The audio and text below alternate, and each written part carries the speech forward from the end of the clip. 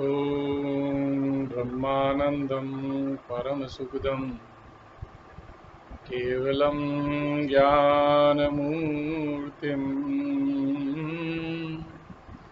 द्वन्द्वतीतं गगनसदृशं तत्त्वमस्यादिलक्ष्यम् एकं नित्यं विमलमचलं सर्वधी साक्षिभूतं भावातीतं त्रिगुणरहितं सद्गुरुं तं Namami.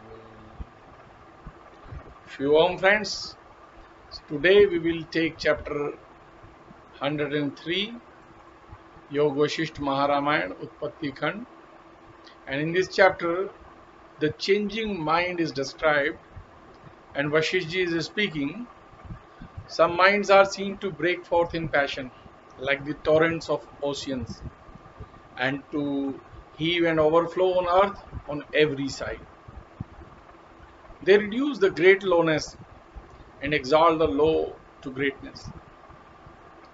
They make strangers of their friends and friends of strangers. The mind by its thought makes a mountain of a particle, then thinks itself a lord with its little trifle.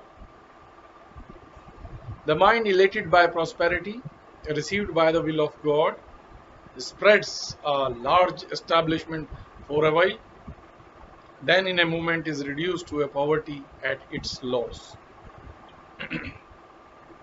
Whatever things are seen in this world as stationary or changing are all only accidents according to the perspective in which they are seen. Just as a passing vehicle is thought stationary by its passenger, but as moving by spectators on the shore. The mind is so changing by the influence of time, place, power, and nature of acts and things that it continually shuffles from one feeling to another, like an actor impersonating his many roles on the stage. The mind takes the truth for untruth and its reverse for certainty.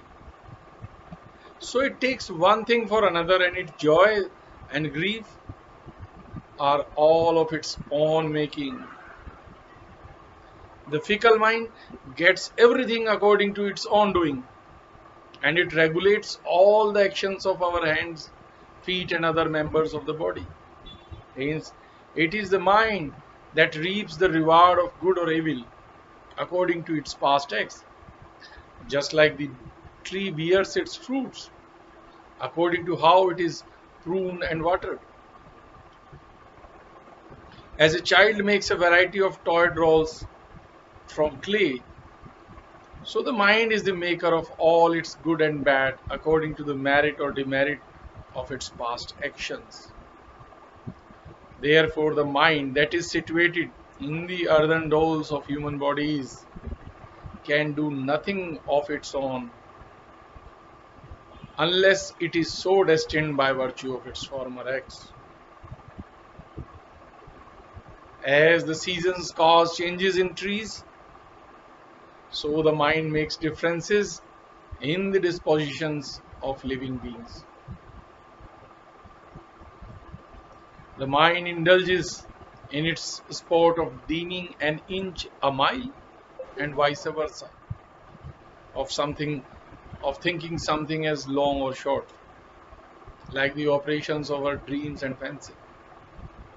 A kalp age is shortened to a moment, and a moment is stretched into a kalp by the different modes of the mind that regulate both the duration of time and the distance between places.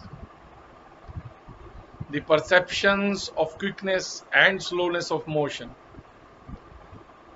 and of much or little in quantity, and also of swiftness or slowness of time, belong to the mind and not to the dull material body. The feelings of sickness and error, sorrow and danger, and passing of time and distance of place all rise in the mind like the leaves and branches of trees. The mind is the cause of all its feelings, just as water is the cause of the sea and heat of fire. Hence, the mind is the source of all things. It is intimately connected with whatever exists in the world. The thoughts that we have of agent, effect, and instrument of things, and also of the viewer, view, and the instrumentality of sight, all belong to the mind. The mind alone is perceived to be in existence in the world, and its representations of forest and all other things are but variations of itself. So, the thinking man sees only the substance of gold, and all its various forms of bangles and bracelets are taken for nothing. So, this was a short chapter, and in the chapter 104, now there is another story: a magician, a horse, and a stunned king, Lavana. Vashiji said, Ram, hear me relate a very pretty story about the world as an enchanted city stretched out by the magic of the magician mind. There lies on the surface of this earth a large and populous tract of land by name of Northern Pandava, a country full of forests of various kinds. The forests were deep and dense, and a number of holy hermits live in the fastness of these woods. Vidyadhar, Maiden, had constructed many dwellings of swinging vines. The breeze blew up heaps of red dust from the full-blown lotuses, rising as high as crimson hills on the ground decorated with wreaths and garlands from loads of flowers fallen from surrounding trees. Groves of karanja plants were decorated with bundles of blossoms to the farthest boundaries of the jungle, and the sky resounded with the rustling noise of leafy date trees in the surrounding villages.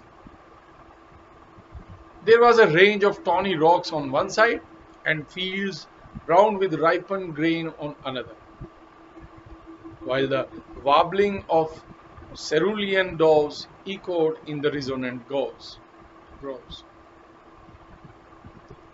The shrill cry of the stork sounded in the forest, and the branches of spice and patali flowers hang down like earrings on the hills. Flocks of various birds made a chorus with their cries, and blooming crimson blossoms of paribhadra tree hung over the banks all along the length of running streams. Maidens in the cornfields were exciting the passion of love with their singing. Breezes blowing amidst forests of fruits and flowers dropped down the blossoms in copious showers. Birds, spiritual masters, and seers were sitting and singing outside their homes, made in mountain caves, making the valley symphonious with their celestial strains of holy hymns. Kinnar and Gandharv choruses were singing under their bowers of plantain trees, and the greyish and grey groves of flowers were filled with the hum of the whistling breeze. The lord of this romantic country was the virtuous Lavana, a descendant of King Harishchandra, and as glorious as his sire, the sun upon earth. His fair fame formed a white diadem to crown his head and adorn his shoulders with its brightness. It whitened the hills in the form of so many Shivas smeared with white ash upon his tufted head and person. His sword has made an end of all his enemies who trembled as in a fit of fever on hearing his noble name. His greatest effort was devoted to support respectable men, and his name was uttered like that of Vishnu, by all his people. The Apsara fairies, sitting in the celestial seats of the gods on the tops of the Himalayan mountains, gleefully sang songs of his praise. The Lord of the skies heard the songs of the heavenly maids, and the aerial swans and cranes of Brahma responded to the praises with their gabbling cries. His uncommonly magnanimous and wonderful acts, free from the fault of being stingy, were unlike anything that was ever heard or seen by anybody. His nature knew no guile, and he was a perfect stranger to pride and arrogance. He kept himself steadfast to his magnanimity, as Brahma held himself fast to his Rudraksh beads. He used to take his seat in the royal throne amidst his courtiers, as the Lord of the day occupies his seat in the sky for the 8 watches of the day. After he was seated there as happily as the moon in the sky, his chieftains and legions appeared before the throne with their salutations. Then, as the royal party was seated in the court hall, beautiful singers began to sing and ravish the hearts of listeners with the music of flutes. Then a set of handsome maids waved the beautiful fans that they held in their hands over the body of the king. Ministers and counselors, as wise as the teachers of gods and demons, like Brihaspati and Shukra, took their seats beside him. Ministers engaged in the public affairs pending before them, and capable officers reported to the king on the conditions of the county. There were learned pandits reciting holy legends from their books, and courteous eulogists chanting their sacred praises on one side. At this time, a magician appeared before the court in his fantastic attire. He boasted and blustered like a roaring cloud, threatening to flood the earth with showers of rain. He bowed down to the ruler of the earth and lowly bent his capped head and neck before the court, like a tree hangs down its loads of fruit at the foot of a mountain. He approached the king like a monkey advances to a shady and lofty tree loaded with fruit and flowers. Then the cunning trickster conveyed the fragrance of his scents with the breath of his mouth. He addressed the lofty-headed king with his sweet voice, as the humble bee hums to the lotus. Allow, O Lord, who sits on the earthly throne, like the moon enthroned on high, to mark one wonderful feat of my art, known as the trick of Kharolikika. Saying so, he began to twirl his magic staff set with peacock feathers, which began to display many wonders like the wonderful works of creation. The king saw it describing a bright circle, emitting particle of its rays around. He saw it like God Indra sees his variegated rainbow sparkling afar in the sky. At this time, a chieftain of Sindh entered the court like a cloud appears in the starry heaven. He was followed by his swift and beautiful war horse, just like Ch106, the 7-headed horse of Indra, follows his master in the celestial regions. The chieftain brought the horse before the king and said, "My lord, this horse is a match of Ch106, who was produced from the milky ocean and flies with the swiftness of the mind. This horse of mine, O king of the earth, is the best of his kind and equal of Ch106. He is personification of the wind in the swiftness of his flight. My master has made a present of this horse to you, my lord, because the best of things is a suitable present to the best of man." After the chief ended his speech, the magician spoke in a voice as sweet as that of the swallow, after the roaring of clouds in hushed to silence. My lord, ride upon this horse, and wander at your pleasure with full lustre on earth, as the sun shines forth in splendor by revolving round the heavens. Hear this.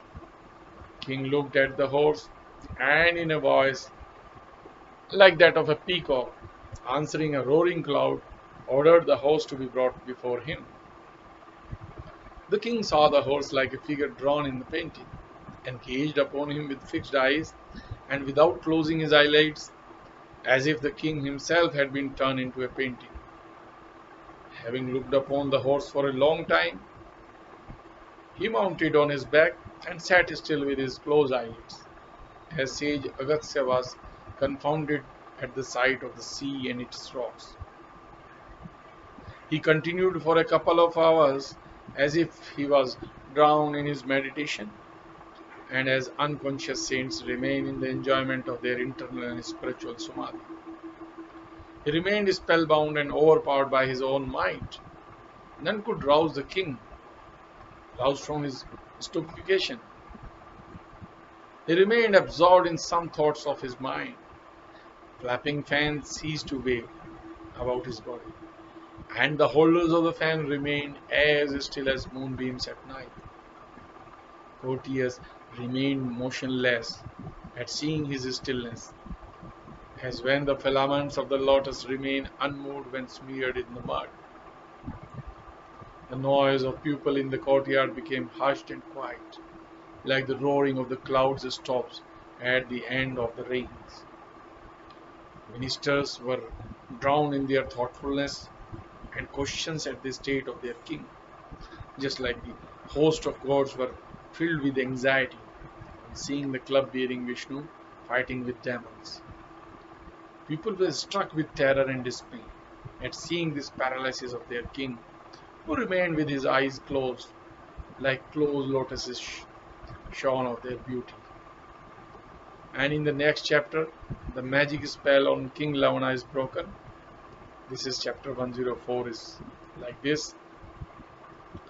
Vasishtha saying that after a couple of hours the king returned to his senses, like the lotus flower resuming its beauty after the mists of the rainy weather are over. He shook his body decorated with ornaments upon his saddle, like a mountain shakes with its peaks and hoods at an earthquake. His seat also shook under him as he came to his senses and moved his body, just like the seat of Shiva on Kailash mountain is shaken by the movement of the world supporting elephant. As he was about to fall down from the horse, he was held up by the arms of his attendants, like Mount Meru is kept from falling by the hills at its feet and sides. Attendants bore the king in the deranged state of his mind, like the still waters of the sea bear the figure of the moon that is disturbed by the waves. The king softly asked them, "Where am I? And whose court is this?" He was like a pea shut up in the flower cup of the lotus, and about to sink in the water, saying, "Ah, where am I? And where am I going?" The courtiers, with a voice as sweet as the lotus, uttering to the sun, when he is eclipsed by the Rahu, respectfully asked to the king what was the matter with him. The attendants and all the ministerial officers asked him what had happened, like the gods, terrified at the great flood, asked sage Markandeya about what had happened. "Lord, we were greatly dismayed," said they, "upon seeing you in that plight, because the stoutest hearts are broken by accidents proceeding from unknown causes. What were those pleasant objects of your desire that had so bewitched your mind? You know that all objects that appear pleasant for the present prove to be bitter at the end. How could your clear understanding, which has been pacified by the grand doctrines and precepts of the wise, fall into the false fascination of the foolish?" The minds of fools are fascinated by the trivial and cheap trifles of common people, but they are of no value to the high minded as one like yourself. Those who are elated by the pride of their bodies, having their minds always excited by uncontrollable passions that take their lead through life. Your mind is elevated by common things, elevated above common things. It is calm and quiet, enlightened by truth, and filled with excellent qualities. Yet, it is strange to find it out of its wits. The mind, unpracticed through reasoning, is led away by the currents of time and place. But the noble minded are not subject to the influence of incantations and enchanting spells. It is impossible for the reasoning mind to be weakened or deranged. A high minded, like towering Mount Meru, is not to be shaken by the boisterous winds. Thus consoled by his companions, the king's face resumes its color, as the face of the full moon collects its brightness in the bright fortnight of the month. The moon-like face of the king was brightened by his full open eyes, as the spring season is beautified by the blooming blossoms after winter frost has passed away. The king's face shone forth with astonishment, and it was mixed with fear, upon remembering the charm of the magician, just like the moon shines pale in the sky after her deliverance from the shadow of an eclipse. He saw the magician and said to him with a smile, as the serpent Takshak addresses his enemy, the weasel, "You trickster," said the king, "what was this snare that you used to trap me? How did you disturb my tranquil soul by your wily trick, like a gale disturb the calm of the sea? How wonderful are the captivating powers of spells derived from the Lord, whose influence had overpowered the strongest sense of my mind! What are these bodies of men that are subject to death and disease? And what are our minds that are so susceptible of errors and leads us to continued dangers? The mind residing in the body may be filled with the highest knowledge, yet the minds of the wisest of men are liable to errors and illusion. Hear, ye courtiers, the wonderful tale of the adventures that I experienced under this sorcery from the moment I first met this magician. I have seen as many passing scenes in one single moment under this wizard as had been shown of old by Brahma in his destruction of the divine sorcery of Indra. Having said so, the king smiled and began to relate his courtiers the strange wonders that he had seen in his state of hallucination. The king said, I saw the region full of objects of various kinds, such as the rivers, lakes, cities, and mountains, with many boundary hills, and the ocean surrounding the earth. So, in the chapter ends here, and I think this story will continue in the next chapter 106 as well, in which the king Lavana marries a tribal maiden. So, the king is relating his story now. My own land, abounding in forest and rivulets, appeared like a miniature of this planet Earth, this land of which I am the king, and where I am now sitting in my royal assembly hall, amidst all my courtiers and all these citizens, appeared like the paradise of Indra. That sorcerer appeared here from a distant country, like a demon rising from the infernal region to the surface of the ground. He whirled his magic wand, emitting his radiance around, like the tempest rends and scatters the rainbow of Indra in fragments in the air.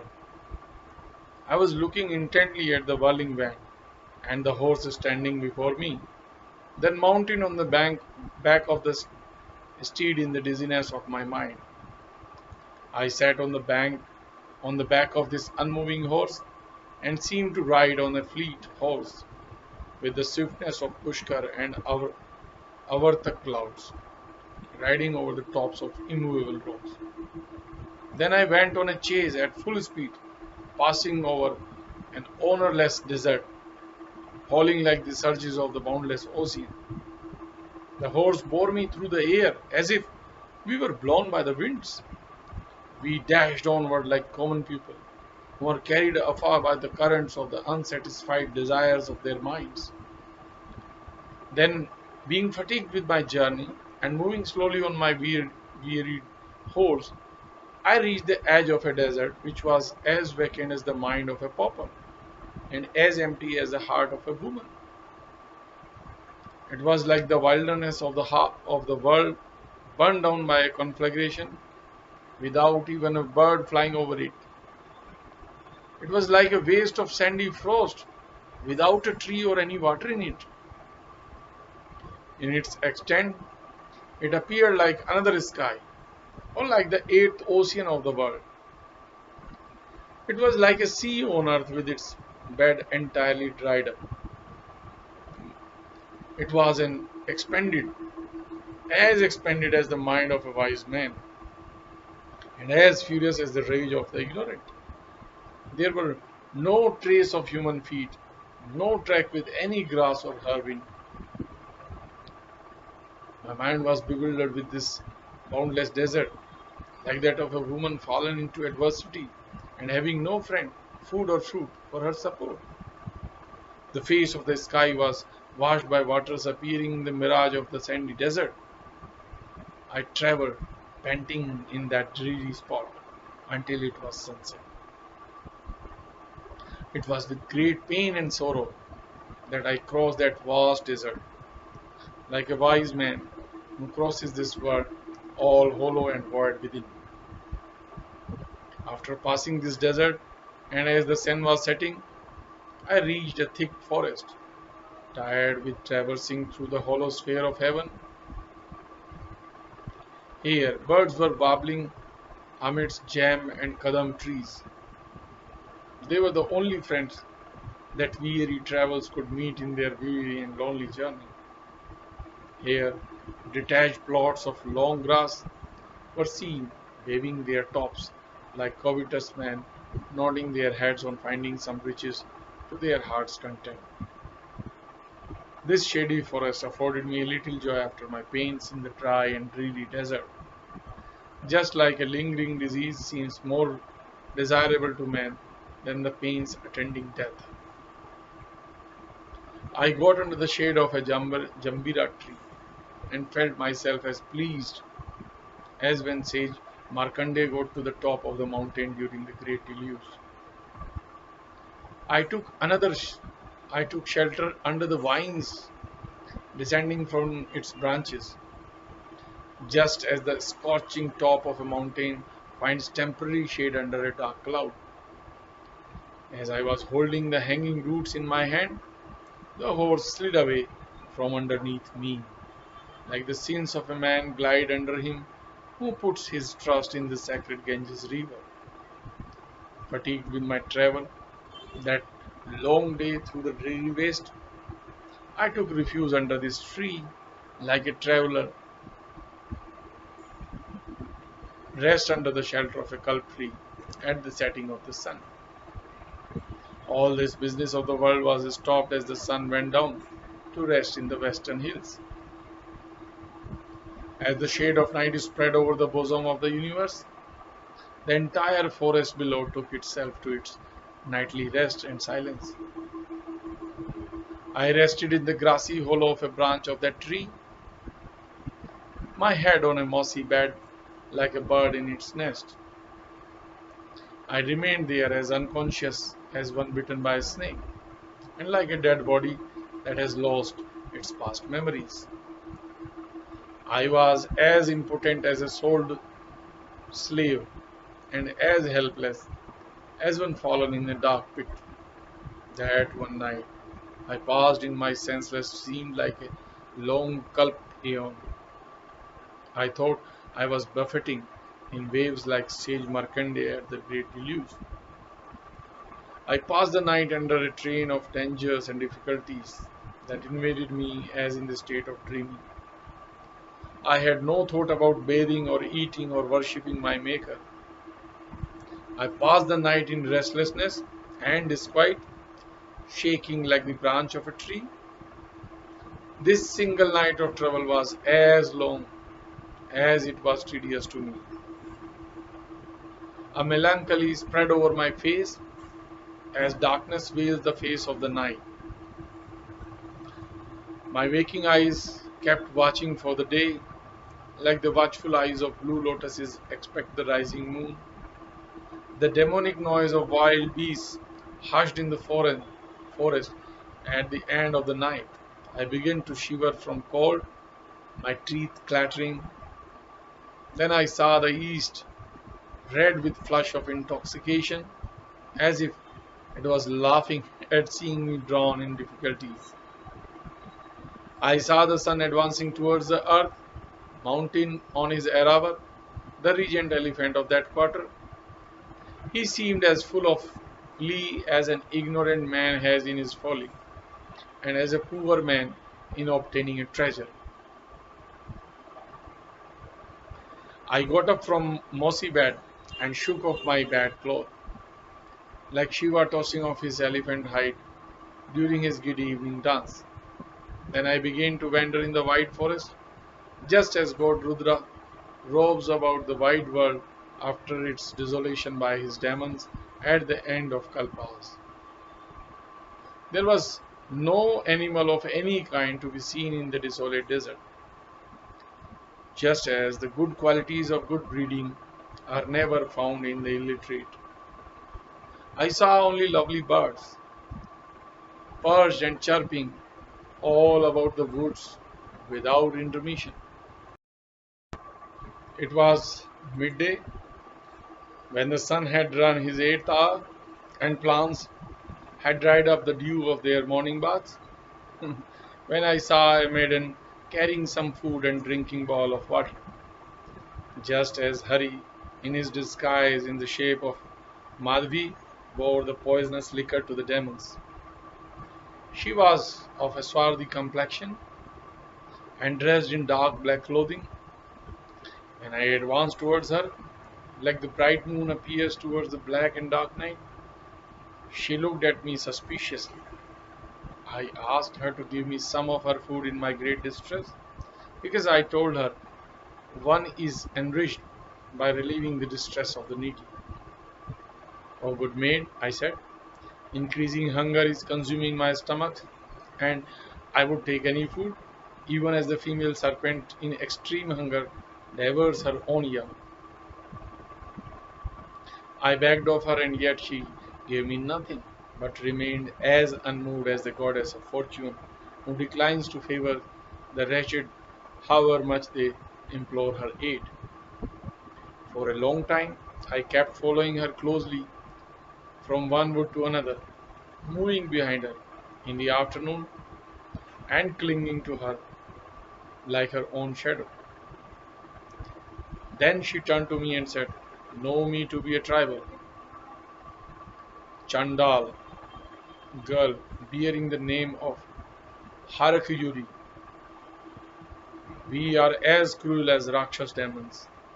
We feed on human flesh and the meat of horses and elephants. O king, you cannot get your food simply by begging me for it, as it is hard to have the favor of men without first meeting their own desires." Saying so, she continued, moving with quick light steps at every move, then entered a grove of trees on the wayside. Then she spoke merrily to me, saying, "Well, I will give you some of this food, if you will agree to be my husband, because base and common people do not do good to others before securing their own good. My tribal father is here, plowing in the field with his sturdy yoke of bulls. With his haggard, hungry and dusky stature, he looks like a demon standing in the cemetery. This food is for him. I may give it to you if you agree to marry me, because the husband deserves to be served even at the peril of one's own life. To this I replied, I agree to take you to be my wife. For what fool would adhere to his family customs when his life is in danger? Then she gave me half of the food she had with her, as Madhvi parted with half of her ambrosia to the hungry Indra of old. I ate the tribal's food and drank the beverage of jambu fruit that she gave me. Then I rested at that place and fell into a sleep caused by my fatigue and long walking. Then she approached me like a black cloud approaches the sun. She held me in her arms and led me onward with her guiding hand as fondly as her second self. She took me to her father, a fat and ugly fellow of repulsive appearance, like the tormenting agony of death leads a person to the hideous cell of the devil. My companion whispered the news of our situation to his ears, like a black bee hums her tail softly to the ear of an elephant. This man, she said, is to be my husband if you, my father, will give your consent. To this he expressed his approval by saying, Vadham, be it so by the end of this day. He loosened the bulls from their yoke as the Lord of Death releases his hell hounds. It was dusk when the sky was hidden by evening mist and the dust rising as the herds returned, and we were dismissed from the demon's presence to make our own way. We passed the great jungle in a short time and reached the tribal's house in the evening, just like demons pass through a cemetery to rest in their funeral vaults at night.